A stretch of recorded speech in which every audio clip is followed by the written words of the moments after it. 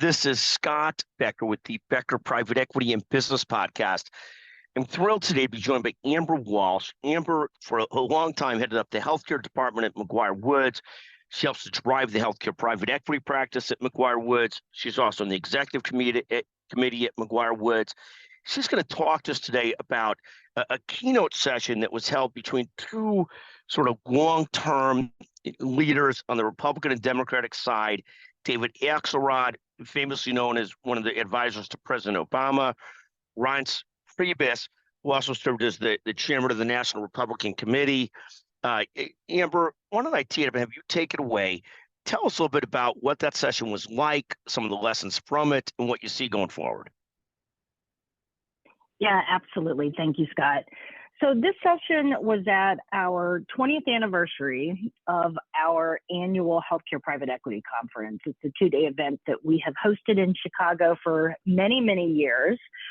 And we always try to have a keynote session that is very on point for the moment in time for investors, healthcare executives, and other attendees at the conference. And of course, with an election year, we thought it made absolute sense to get two pretty recent and still active political strategists to have a dialogue with one another. And it was a really great conversation, and their backgrounds in particular, I think, are very interesting and unique. So Reince Priebus, long time, actually the longest serving chair of the Republican National Committee. And he will tell you that he is the winningest chairman of either political party, but of course they count up and down the ballot. And then David Axelrod, of course, as you mentioned, not just well known for his role as a chief strategist of the Obama campaign, but also thereafter, both of them converted into senior White House leadership positions that also had elements of strategy that touched on policy making. So for Priebus, he was the first chief of staff appointed by President Trump. For Axelrod, he was a senior strategist and policy advisor to Obama. And so they had roles in kind of the inner sanctum on advising their respective presidents. What's also really interesting about the two of them that made for a very interesting dynamic is that they both continue to be active in their parties, and their own parties' national conventions happen to be in their own hometowns. So the RNC is going to be in Milwaukee in July, as most people know, and Priebus is a big part of that host committee. For the DNC, the convention is going to be in Chicago, which is where Axelrod originally hails from. So that's a kind of an interesting dynamic. So it was a neat setup for two professionals who I think also have some mutual respect for each other as well. But that's why they were chosen. And that's kind of the dynamic that we sat down together. And I can talk in a minute about some of the things they shared, but that's really why they were chosen for this particular moment. Thank you so much. And I guess the question of the hour, Amber, is I won't ask you who you're going to vote for, nor do I expect you to discuss it, but who's going to win the election in the fall? And is it really going to be President Trump versus President Biden, former president and an existing president? Is that really going to be the race? Did they talk about this at all, or are they trying to avoid discussing that? No, I think they were good to talk about it. I mean, the conversation talked about their time, their experiences, their view on kind of how we got to where we are right now in U.S. politics, but they absolutely did share their thoughts. We talked about third-party candidates, which I can tell you about in a moment. But when it comes to the actual expected head-to-head Trump versus Biden, yes, they were not willing to go so far as to actually make predictions. And very few people are making predictions right now as to who would win. But what they did talk about was what they believe each candidate needs to do to win.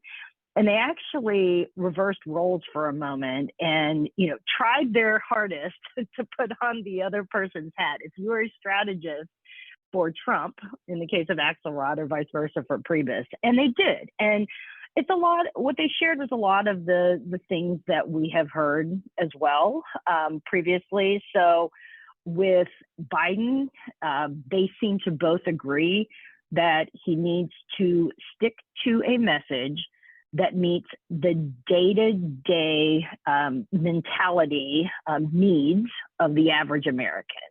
Not aloof policy, not focusing on Trump's transgressions, and probably not even focusing on really, really esoteric concepts like the preservation of democracy for the ages, but really getting into kind of the day-to-day on economics, on healthcare, the basics of what they believe, Priebus and Axelrod seem to agree on, Americans would vote on.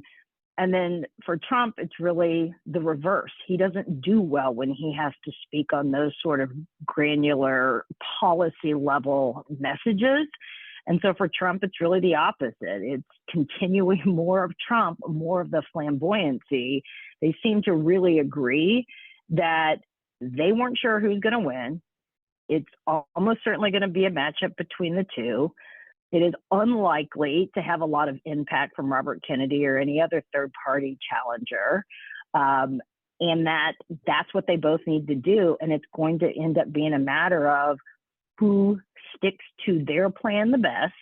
And ultimately, it's the get out the vote efforts on the ground on a state-by-state basis. Thank you. And I know recently, just to take it back to private equity for 1 second, private equity in healthcare has been somewhat under attack from a state and federal level, seems to go back and forth over the ages. Does either election have a potentially different impact on that? I take it the Biden administration, the Department of Justice, FTC have been a little bit more aggressive towards this.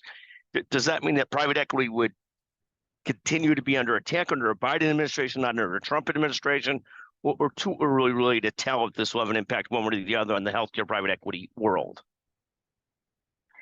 Well, that's certainly the assumption, and you are seeing more of a movement, again, grassroots, very, very grassroots.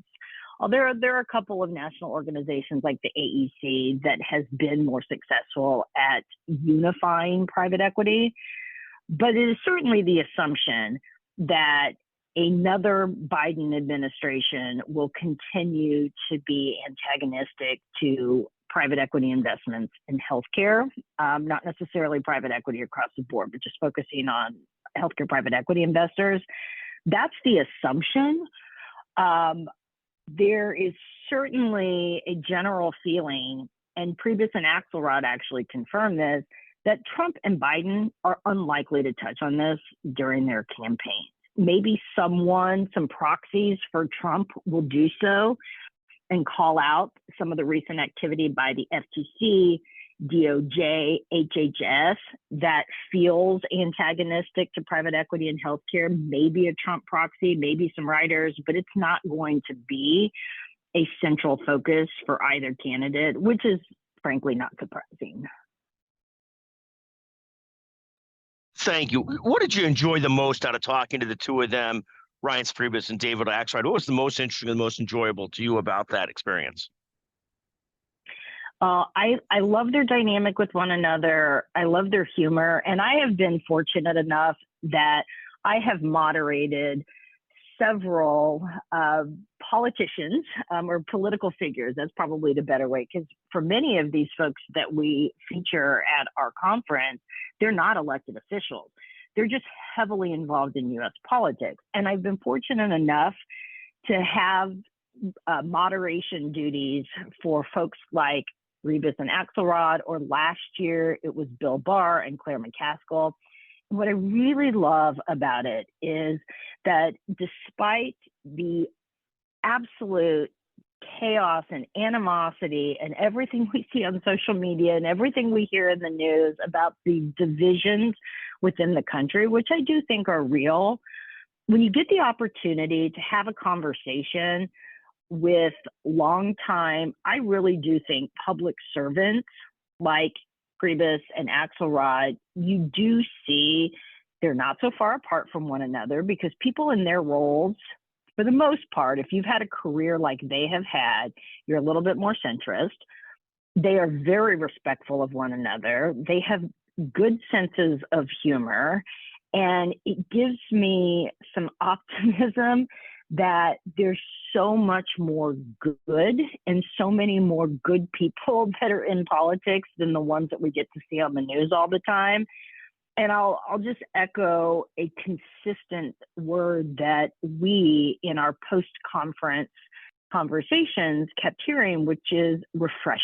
It is very refreshing to hear conversations from folks like Priebus and Axelrod, and you just hope that those sentiments, that mentality prevails as we go through the next several months that are bound to be very, very stressful on the country. And then as we eventually kind of take off into 2025, whoever it is, that we can try to kind of take some of the tension back out of our country a little bit. And conversations like that give me optimism. Certainly. No, I think that's very well taken. Amber, I want to thank you as always for joining us on the Becker Private Equity and Business Podcast. It's always great to talk to you. Brilliant and balanced. Thank you so much for joining us. Thank you.